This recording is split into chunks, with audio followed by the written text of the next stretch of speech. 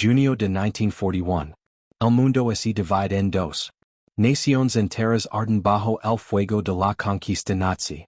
La Wehrmacht alemana, la máquina de guerra más letal jamás creada, ha conquistado Europa en meses. Francia cayó en semanas. Polonia fue borrada del mapa en días.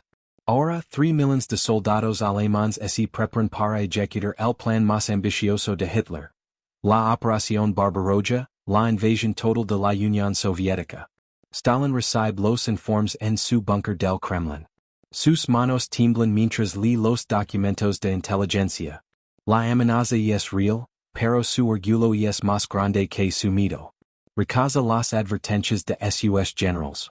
Ignora los reports que indican la concentración masiva de tropas alemanas en la frontera. Stalin cree que tiene más tiempo. Stalin cree que puede evitar la guerra con diplomacia. Stalin está completamente equivocado.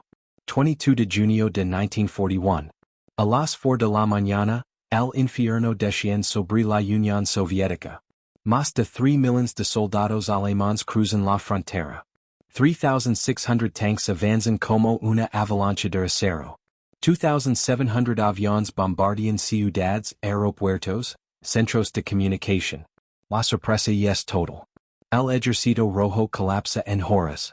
Divisions enteras son rodadas y aniquiladas antes de poder disparar un solo tiro. Los primeros reports llegan al Kremlin. El desastre es incomprensible. Stalin se encierra en su despacho. No habla con nadie. No da órdenes. Durante días, el líder de la Unión Soviética simplemente desaparece mientras su ejército muere por cientos de miles.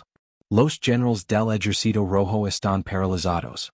Sin órdenes de Stalin, sin un plan coherente, sin comunicaciones efectivas, las tropas soviéticas retroceden caóticamente. Algunas unidades luchan con desesperación suicida. Otras se rinden en masa. El avance alemán es imparable. En las primeras 2 semanas, la Wehrmacht captura más de 600,000 prisioneros soviéticos. Es la mayor catástrofe militar en la historia de Rusia. Pero hay un hombre que no se rinde. Un hombre cuyo nombre pronto resonará como trueno en los campos de batalla. Su nombre es Georgi Konstantinovich Zhukov. Zhukov es diferente. Nacido en una familia campesina, forjado en las batallas más brutales de la guerra civil rusa, endurecido en las purgas de Stalin, Zhukov es un sobreviviente. Más importante aún, Zhukov es un genio militar. Comprende la guerra moderna de una forma que ningún otro general soviético puede igualar. Stalin lo sabe. Por eso, cuando todo parece perdido, Stalin llama a Zhukov. Octubre de 1941. Los alemanes están a 80 kilómetros de Moscú. Panzer divisions avanzan por las carreteras heladas hacia la capital soviética. Hitler ha dado la orden. Moscú debe caer antes del invierno. La ciudad debe ser arrasada hasta los cimientos. Los habitantes deben ser exterminados o esclavizados. Stalin convoca a Zhukov a su despacho en el Kremlin. La reunión es tensa. Stalin le presenta su plan. Evacuación completa de Moscú, retirada del gobierno hacia los Urals, defensa de la ciudad con tropas de sacrificio mientras el grueso del ejército se reorganiza en el este. Zhukov escucha en silencio. Sus ojos oscuros estudian el mapa sobre la mesa. Finalmente habla. Su voz es firme, sin emoción, completamente directa. Camarada Stalin, ese plan es suicida. El silencio en la habitación es absoluto. Nadie contradice a Stalin. Nadie cuestiona sus órdenes. Los que lo han hecho en el pasado han sido ejecutados o han desaparecido en los gulags. Pero Zhukov no retrocede. Continúa hablando. Si evacuamos Moscú, perdemos más que una ciudad. Perdemos el corazón de la Unión Soviética. Perdemos la fe del pueblo. Perdemos la guerra. Los alemanes creen que pueden tomar Moscú en semanas. Están equivocados. Están agotados. Sus líneas de suministro están sobreextendidas. Sus soldados están muriendo de frío. Podemos detenerlos. Podemos destruirlos. Pero solo si nos quedamos y lucamos aquí, en Moscú. Stalin observa a Zhukov durante largos segundos. Finalmente pregunta, ¿puedes salvar Moscú? Zhukov responde sin dudar, sí. Stalin agent. Entonces hazlo. Tienes el mando completo de la defensa de Moscú. Todos los recursos que necesites. Todas las tropas disponibles.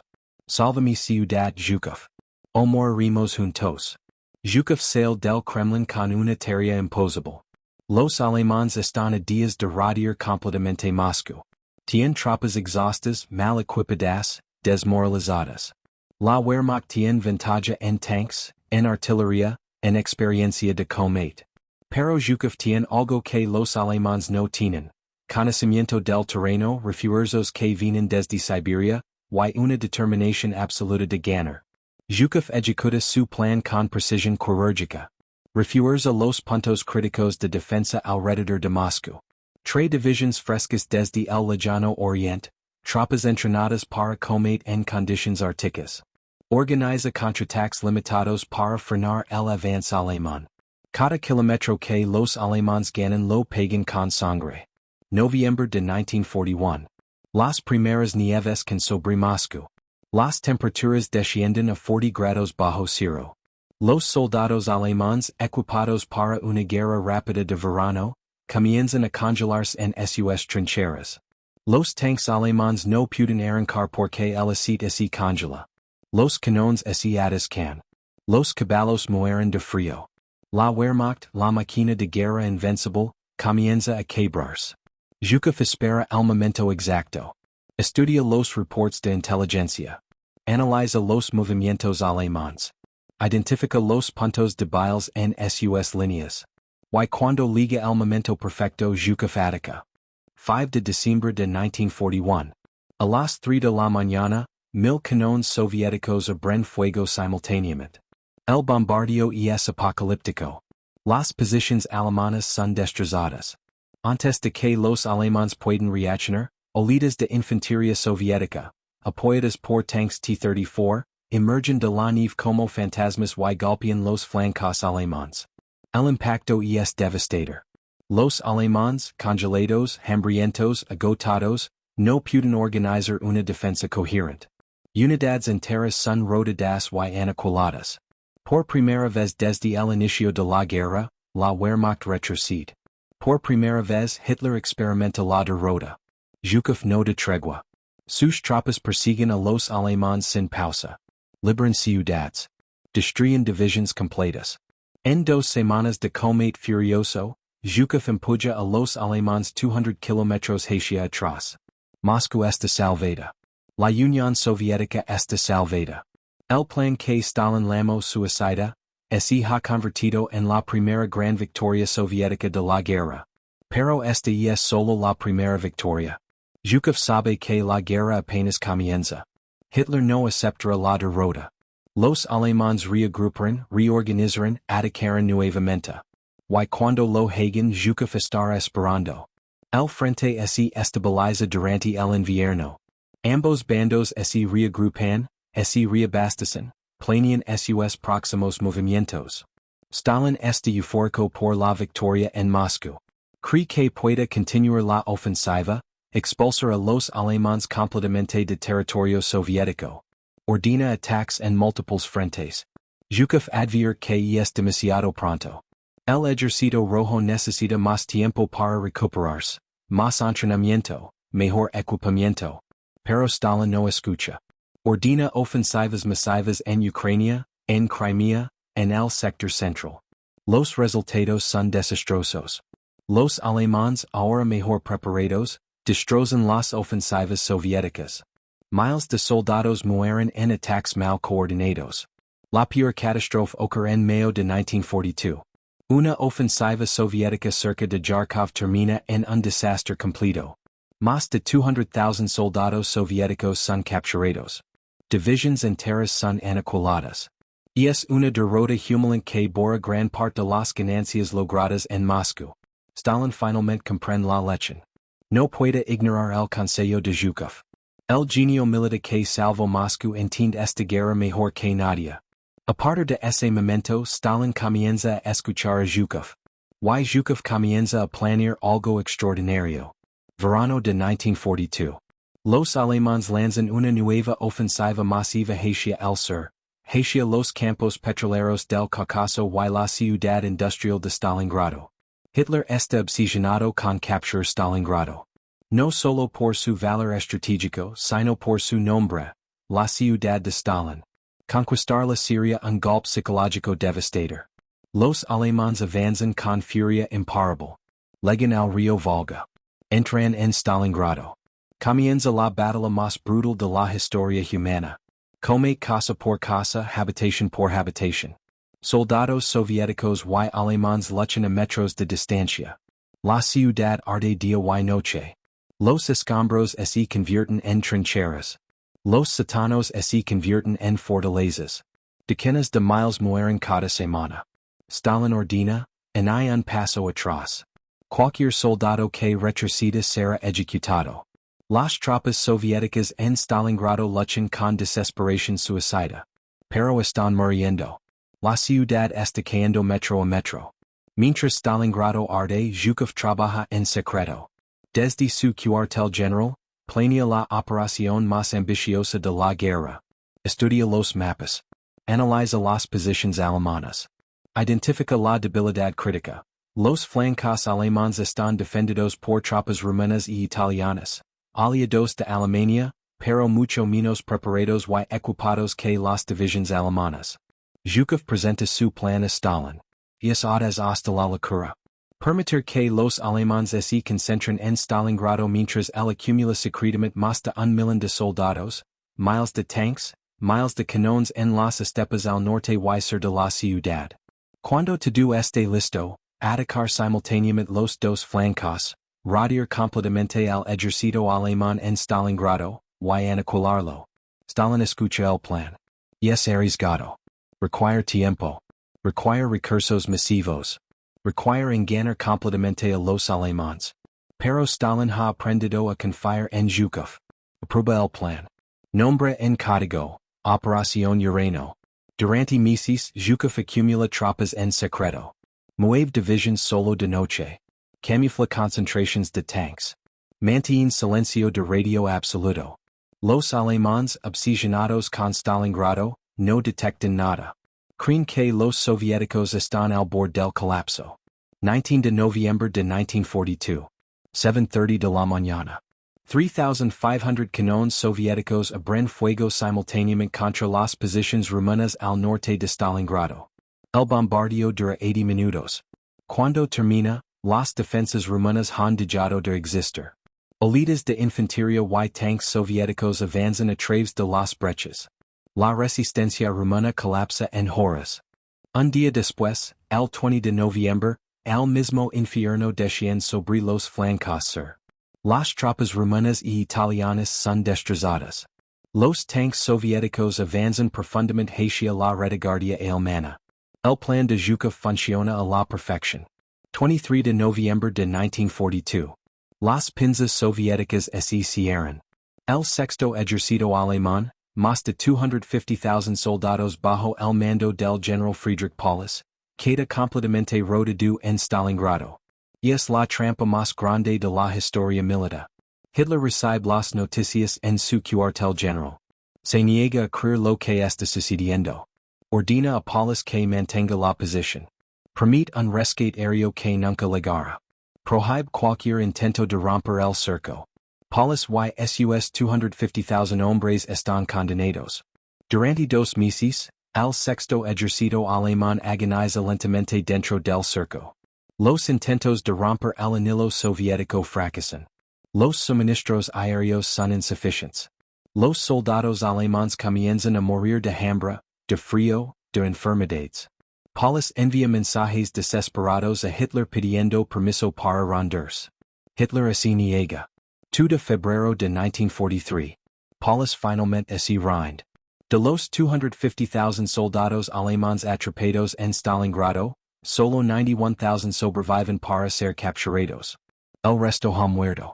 Y es la mayor derrota de la Wehrmacht en toda la guerra. Y es el punto de inflexión. A partir de este momento, Alemania retrocede.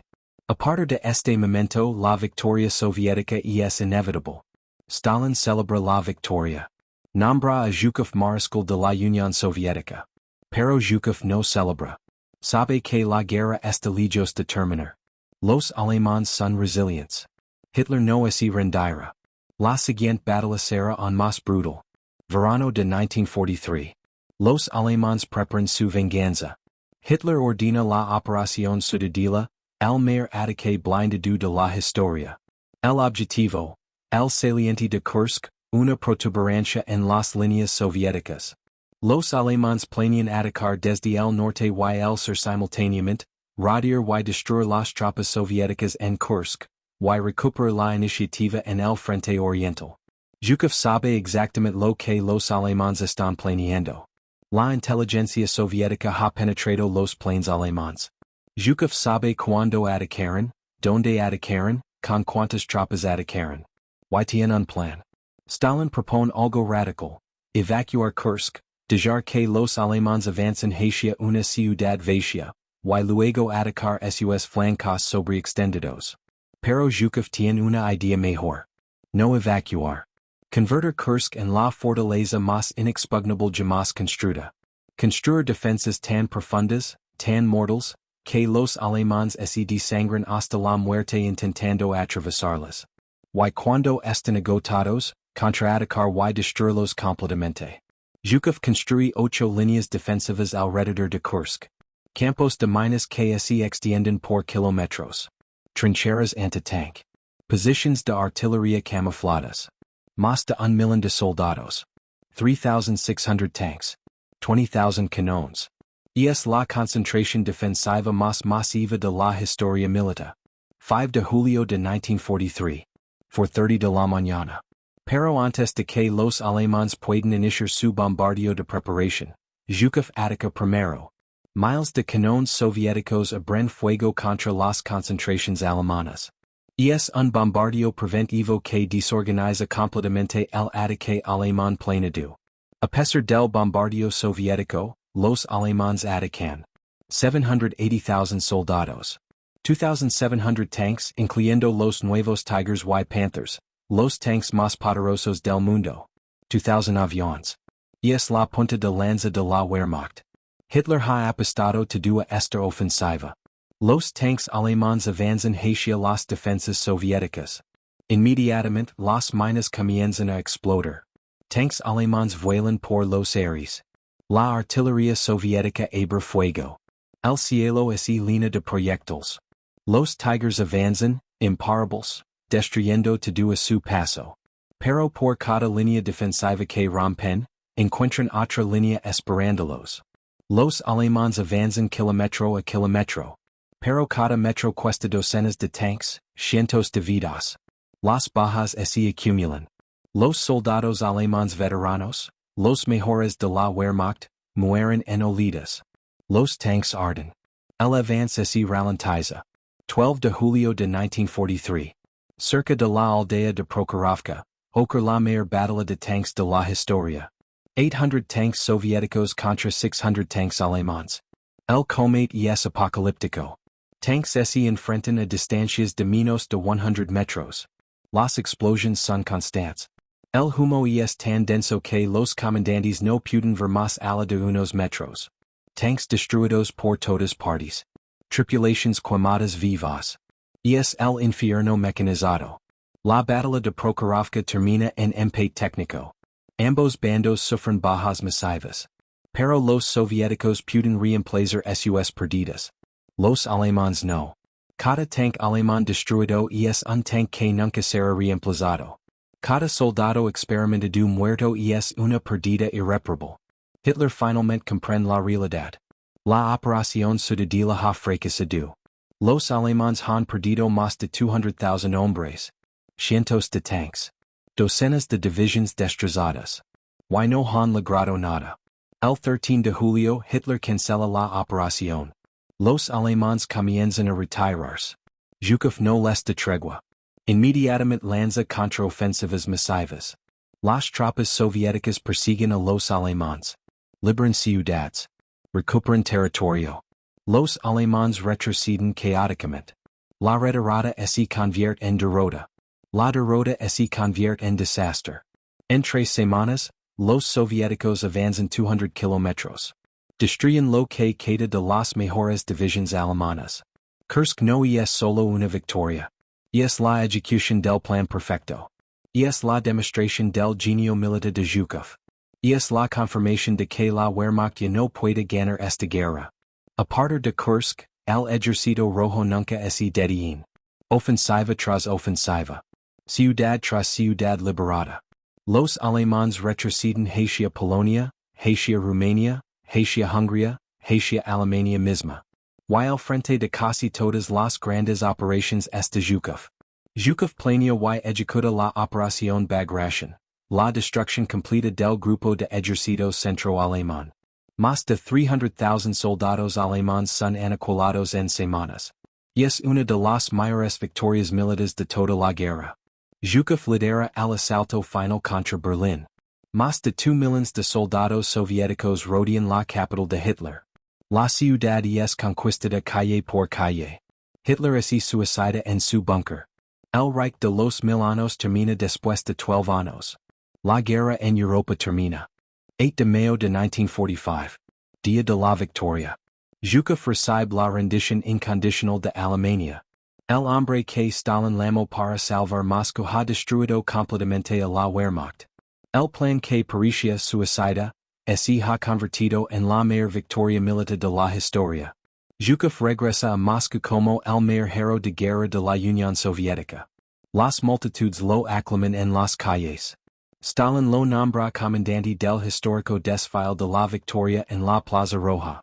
Montado en un caballo blanco, Zhukov inspecciona las tropas victoriosas mientras los estandartes nazis capturados son arrojados a los pies del mausoleo de Lenin. Pero la gloria de Zhukov preocupa a Stalin. Un general tan popular, tan respetado, tan capaz, podría convertirse en una amenaza. Después de la guerra, Stalin comienza a marginar a Zhukov. Lo envía a comandos remotos. Reduce su influencia. El hombre que salvó la Unión Soviética y es apartado silenciosamente del poder. Zhukov sobrevive a Stalin. Cuando el dictador muere en 1953, Zhukov regresa. Apoya a Nikita Khrushchev en la lucha por el poder. Es nombrado ministro de defensa. Pero eventualmente, incluso Khrushchev teme su poder y lo retira. Zhukov muere en 1974, a los 77 años. Sus funerales son modestos, sin la pompa que merece el hombre que ganó la guerra más grande de la historia. Pero su legado es inmortal. Porque Zhukov demostró algo fundamental. Que el genio militar pueda superar la superioridad numérica, que la estrategia brillante pueda vencer a la tecnología superior, que el courage y la determinación pueden derrotar a la tiranía. El plan que Stalin llamó suicida, salvó a Moscú. La trampa en Stalingrado destruyó el Sexto Ejército. La fortaleza de Kursk aniquiló a 200,000 alemanes en la batalla más épica de la historia. While final fue Zhukov quien cabalgó victorioso sobre las ruinas de Berlín. La historia lo recuerda como el mariscal de la victoria. El hombre que nunca perdió una batalla. El genio militar que salvó el mundo del nazismo. El soldado que transformó derrotas en victorias, que convirtió lo imposible en realidad, que demostró que incluso en los momentos más oscuros, la determinación y la brillantez estratégica pueden cambiar el destino de naciones enteras. Porque mientras Stalin dudaba, Zhukov actuaba. Mientras otros generales se rendían, Zhukov luchaba. Mientras el mundo esperaba la caída de la Unión Soviética, Zhukov construía la victoria. Y esa victoria, pagada con la sangre de millones, asegurada con la brillantez de un genio militar, cambió el curso de la historia humana para siempre.